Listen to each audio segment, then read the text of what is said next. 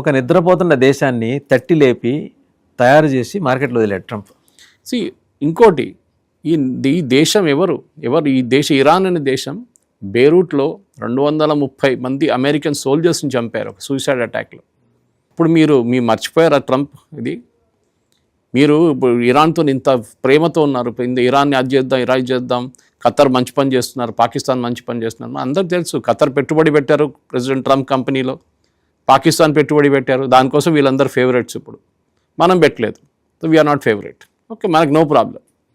మనం ఏం చూసుకుంటాం అంటే మనకు కావాల్సిన హైడ్రోకార్బన్స్ తెచ్చుకుంటున్నాం, మనకు కావాల్సిన ఆయిల్ తెచ్చుకుంటున్నాం. ఎందుకంటే అటువైపు ఇంకో చిన్న క్రైసిస్ నడుస్తుంది, రష్యా యుక్రెయిన్ అన్నిట్లో. నిన్న రష్యా పెద్ద దాడి చేశారు కీవ్ మీద, క్యాపిటల్ మీద. అంతే 24 నుంచి 46 మంది చనిపోయారని చెప్పి ఫిగర్స్ వస్తున్నాయి. అండ్ రష్యా ఒక ఎండ్ గేమ్కి వెళ్తున్నారు. రష్యాకి అర్థమైపోయింది చాలా రోజుల నుంచి మేము ఈ డ్రోన్లు గీన్లు తట్టుకుంటున్నాం, మేము ఇక వన్స్ అండ్ ఆల్ ఫినిష్ చేసేద్దామని చెప్పి.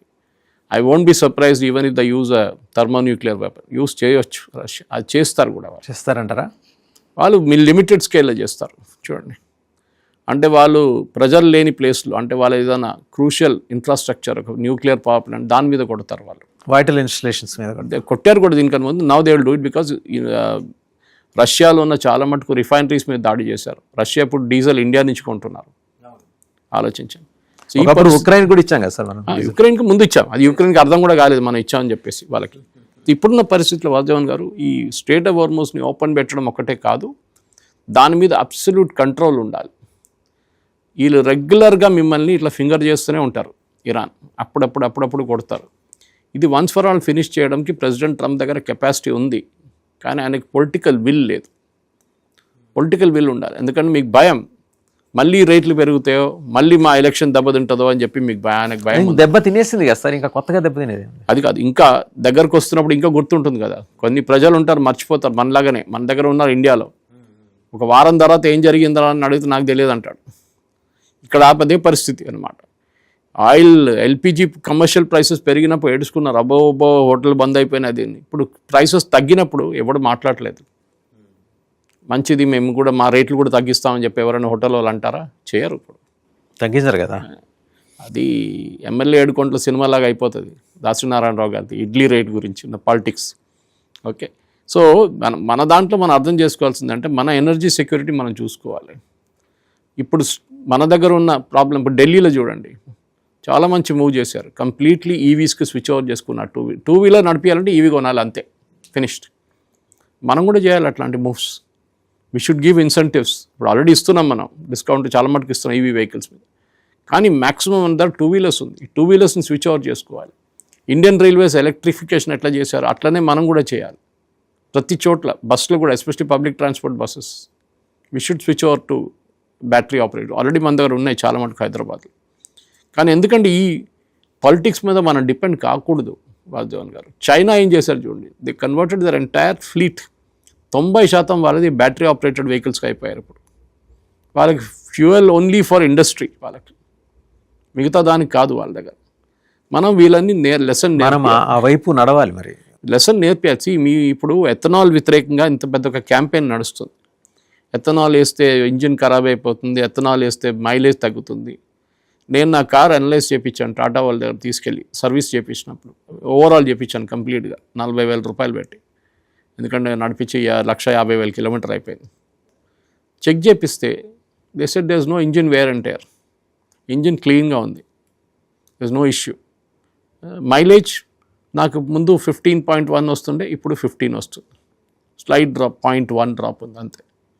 కానీ ఇక్కడ ప్రాబ్లం ఏంటంటే ఎథనాల్ వ్యతిరేకంగా ఎంత పెద్ద క్యాంపెయిన్ ఎందుకు నడుస్తుందంటే, ఫర్ ఎవ్రీ 10% మనం ఇంక్రీజ్ చేస్తున్నప్పుడు 10% మన క్రూడ్ ఆయిల్ ఇంపోర్ట్స్ పడిపోతుంది. ఎవరికి నష్టం అప్పుడు? ఇదే ఇరాన్కి, సౌదీ అరేబియాకి, ఖత్తర్కి, వీళ్ళందరికీ లాస్. మనం వీఆర్ ద సెకండ్ లార్జెస్ట్. మనం చైనా తర్వాత మనమే ఎక్కువ కన్జ్యూమ్ చేసి, అఫ్కోర్స్ యూఎస్ పక్కన పెట్టవచ్చు, వాళ్ళ డొమెస్టిక్ కన్జంప్షన్ ఉంది, వాళ్ళ దగ్గర డొమెస్టిక్ ప్రొడక్షన్ కూడా ఉంది.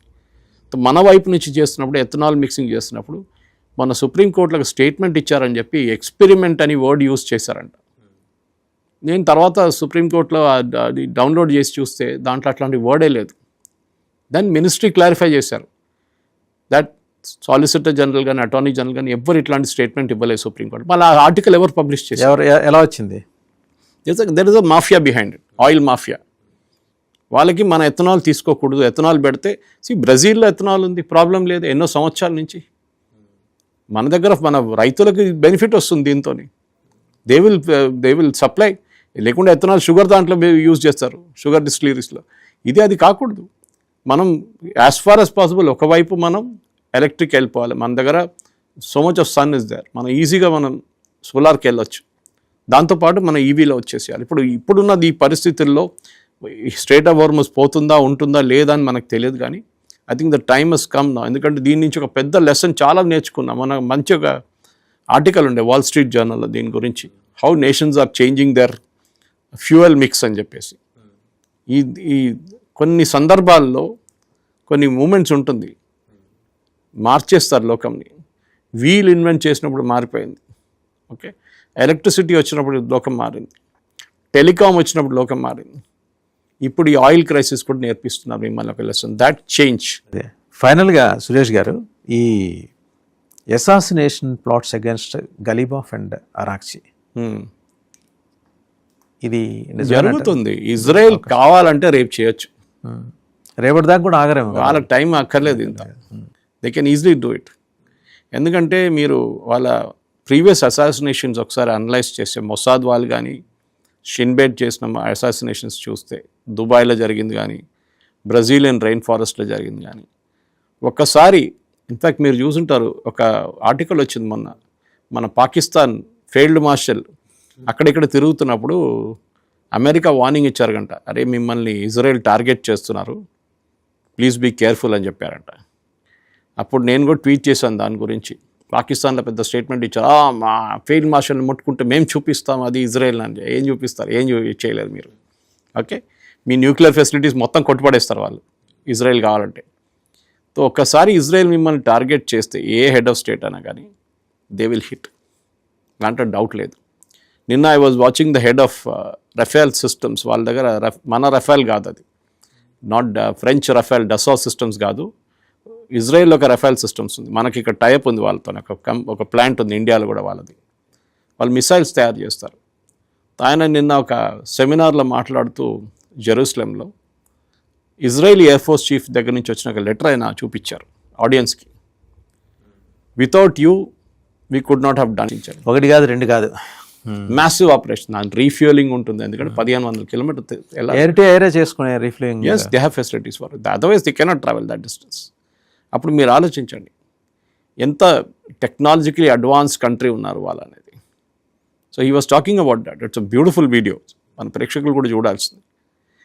ఇదే మనం అర్థం చేసుకోవాలి. దట్ ఇజ్రాయెల్ పాలసీ చూడండి ఒకటి, అండ్ అమెరికన్ పాలసీ చూడండి. అమెరికాకు ఒక కన్సిస్టెన్సీ లేదు. ఇవాళ పిల్లి తెల్లదంటారు, రేపు నల్లదంటారు ప్రెసిడెంట్ ట్రంప్. నెటన్యాహు అట్లా కాదు. ఈ సెట్ మొన్న కూడా ఆయన సదర్న్ లెబనాన్కి వెళ్ళారు, వాళ్ళ ఫోర్సెస్ని కలిచారు. ఆయన డిఫెన్స్ మినిస్టర్ వాళ్ళు చాలా క్లియర్గా చెప్పారు, మీకు ఒక టెర్రరిస్ట్ కనిపిస్తున్నాడు, ఆర్పీజీ తీసుకొని తిరుగుతున్నాడు, రాకెట్ పప్పల్ గ్రైనేట్, హిట్ దెమ్. నా దగ్గర అడగక్కర్లేదు, నా దగ్గర అంటే గవర్నమెంట్ దగ్గర అడగక్కర్లేదు. You at a commander level you take a decision, right. This is important. అదే టైంలో ఇక్కడ పాపం వీళ్ళ యుఎస్ సెంట్రల్ కమాండ్ ఒక చిన్న హెలికాప్టర్ పంపించాలంటే ఇప్పుడు పెంటగన్ దగ్గర అడగాల్సిన పరిస్థితి. వెరీ వెరీ టెరబుల్ సిచ్యువేషన్ అన్నమాట వాళ్ళకి. రైట్ సురేష్ గారు, thank you very much. So చూసారు కదా, డెసిసివ్ రెస్పాన్స్ ఉంటుంది. ఇరాన్ వార్న్ చేసింది, ఏది స్ట్రైట్ ఆఫ్ హార్మూజ్లో ఐడెంటిఫైడ్ రూట్స్లో మాత్రమే వెజల్స్ కానీ షిప్స్ కానీ వెళ్లాల్సి ఉంటుంది. ఎవరైనా అతిక్రమిస్తే, నిబంధనలు అతిక్రమిస్తే, ప్రత్యేకించి అమెరికాకి. అంటే ఇక్కడ ఒక విషయం స్పష్టంగా అర్థమవుతుంది ఏంటంటే, అమెరికా తన ఓటమిని నిస్సిగ్గుగా అంగీకరించింది, ఇరాన్ తన విజయాన్ని బాహాటంగా ప్రకటించుకుంది. సో ఇప్పుడు రూల్ సెట్ చేస్తున్నది, లా సెట్ చేస్తున్నది సముద్రంలో ఇరాన్. ఇంతకన్నా తలవంపులు బహుశా ట్రంప్కి ఇక మీదట ఉండవేమో. ఇక మరి మిడ్ టర్మ్ దాకా ఆగకుండానే ఆయన ఏమన్నా సంచలనమైన నిర్ణయం తీసుకుంటారో, ప్రకటన చేస్తారో, వేచి చూడాలి. అలాగే గాలిబాఫ్, అరాక్చి. గాలిబాఫ్ అంటే Iran speaker, Araghchi external affairs minister. వీళ్ళని అసాసినేట్ చేయడం కోసం ఇజ్రాయెల్ ఆల్రెడీ ప్రణాళికలు సిద్ధం చేసుకుందని చెప్పేసి అమెరికా ఇరాన్ వార్న్ చేసింది. ఏమో సురేష్ కొచ్చెట్ల గారు అన్నట్టు చేయొచ్చు. ఇజ్రాయెల్ దేనికైనా సమర్థత కలిగిన దేశమే. ఈ క్రూషియల్ టైంలో చేస్తుందా చేయదా అనే అంశం పక్కన పెడితే వాళ్ళని చేసి తీరుతుందనే సంకేతం అయితే చాలా బలంగా ఉంది. ఏదేమైనా జియో పొలిటికల్ అఫైర్స్లో జరుగుతున్న పరిణామాలు ప్రపంచం మొత్తానికి ఆందోళన కలిగిస్తున్నాయి. ప్రత్యేకించి సంప్రదాయేతర ఇంధనం వల్ల మీద దృష్టి పెట్టాల్సిన అవసరాన్ని, నాన్ కన్వెన్షనల్ ఎనర్జీ మీద దృష్టి పెట్టాల్సిన అవసరాన్ని ఈ గల్ఫ్ యుద్ధం, అదే అమెరికా ఇరాన్ యుద్ధం బలంగా చెప్పింది, అవసరాన్ని నొక్కి ఒక్కాడించింది అనొచ్చు. సో ఆ దిశగా ఎనర్జీ ప్రొటెక్షన్ దిశగా, కొత్త ఎనర్జీని క్రియేట్ చేసే దిశగా మనం ముందుకు అడుగులు వేయాల్సిన అవసరం అయితే ఉందనేది సురేష్ కొచ్చట్ల గారి భావన. Thank you.